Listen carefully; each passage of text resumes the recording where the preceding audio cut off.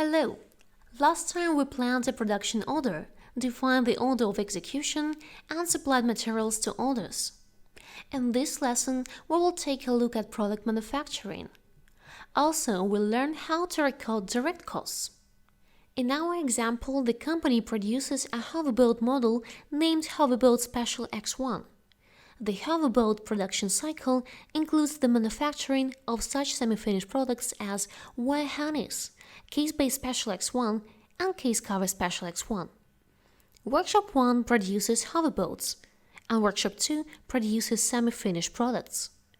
In our example, the LED illumination material is defective, so we are going to mark it as defective and return it to the supplier. When all the operations are completed, we are going to mark the materials as consumed and close the production order. We are also going to mark that production isn't completed yet, and some products couldn't be manufactured because of the defective materials. First, let's have a look at management of production operations. Last time we learned how production stages are passed to production by changing the document status. Then we generated the production schedule using an integrated schedule optimizer. Then we passed the production stage to execution by changing the document status. As soon as we did this, the production stage appeared in the workshop manager's dashboard. Now let's have a closer look at how the workshop manager creates all the tasks to complete the operations. The workshop manager appoints an assignee. The assignee records the time when he began to perform the operation by changing the document status to active. The assignee indicates that the operation is completed by changing the document status to completed. Labor costs can be recorded using the stage form or using the employee output dashboard. Consumption of materials and works is recorded in the production operation document. An order can be closed from the production orders document list or from the order queue management section. To open the workplace, go to Manufacturing, Perform Operations, MES. Set department to Workshop 2. Select Production Stage and click Create. Next, specify assignees. The assignees are persons that will perform the operations. In our case, the assignees are teams. Install List 2. Click Write and close when finished. As you can see, production operations are now displayed on the Operations tab. Production operations are used by the workshop employees to record progress of manufacturing operations. Open the document. The operation contains the materials, labor, and the product to be manufactured. Okay, now return to the workplace. The team leader accepted the operation for execution. Select the operation and click Mark Completion as started. The production operation is now active. Click Mark as completed when the operation is finished.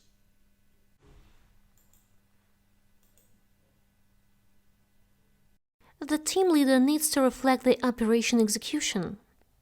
Go to the Operation Performance tab, click Put into Action, and then click Mark Execution to specify assignees and perform the operation.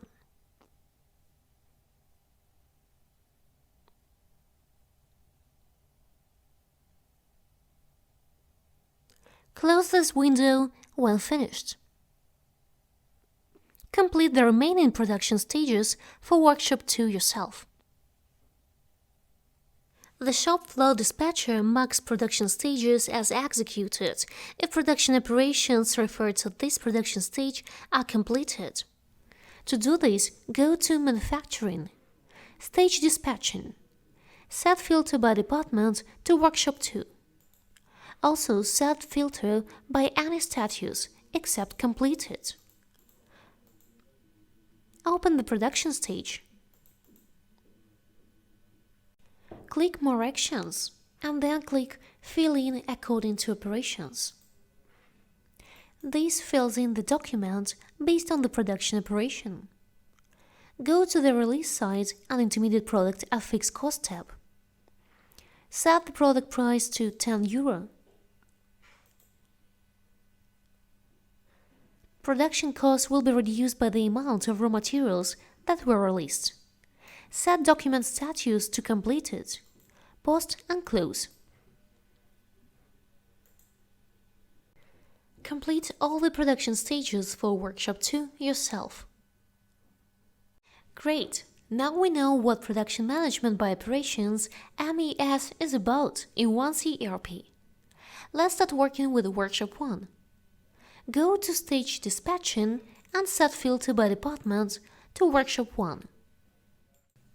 Open the stage and set status to Started. This starts execution of the stage. Let's mark which materials were consumed for production.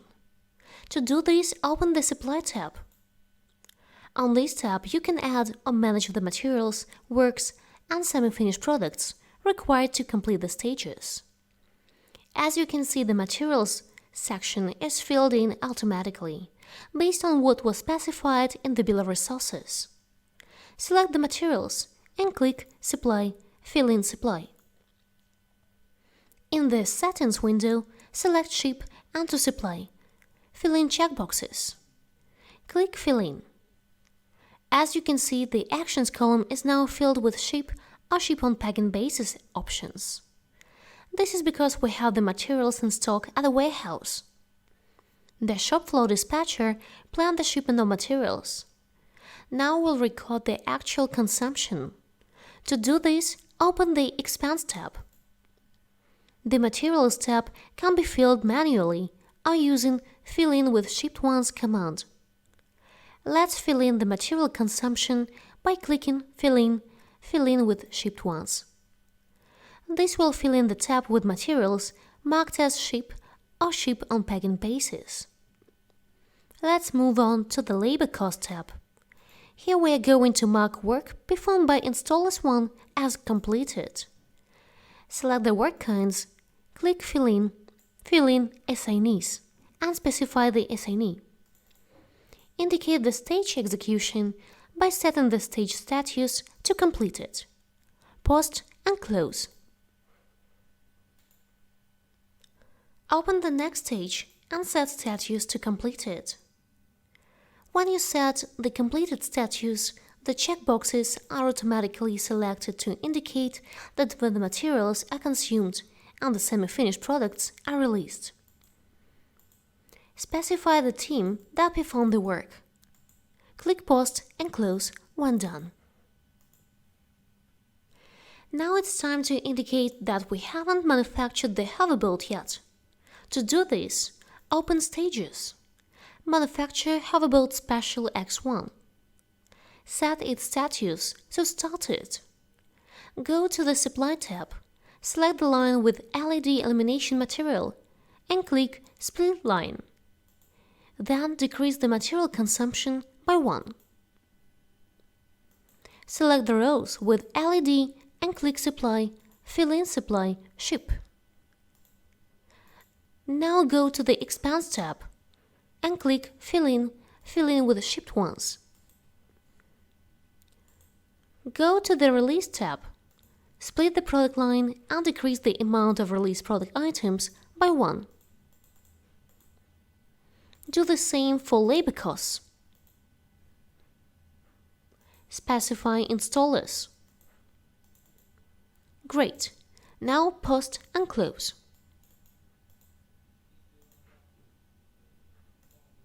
Complete the remaining production stages yourself. Set the price to €10 for production stages, where the products are manufactured at a fixed cost.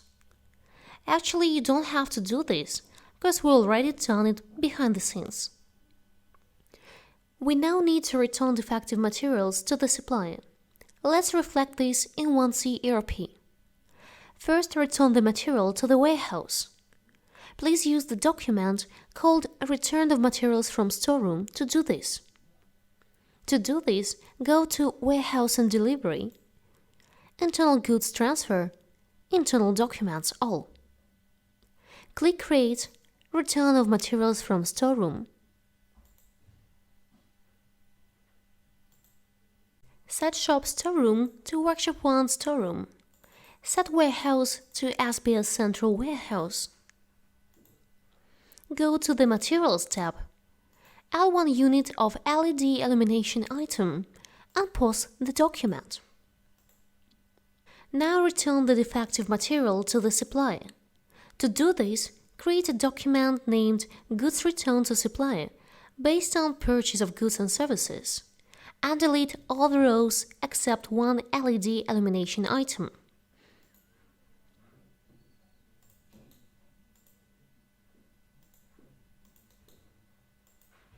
Great!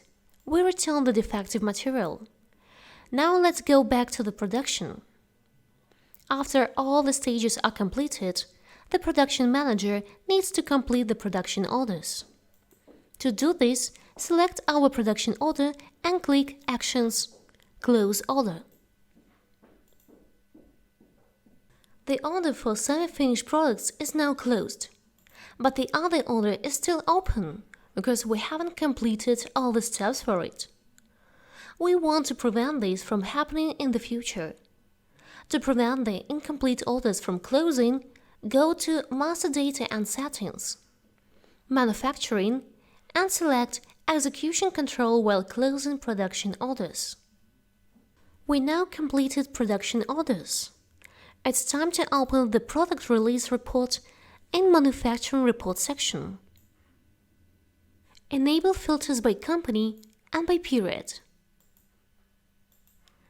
The report shows how many units are produced in each manufacturing department. Great job! The lesson is over. See you next time.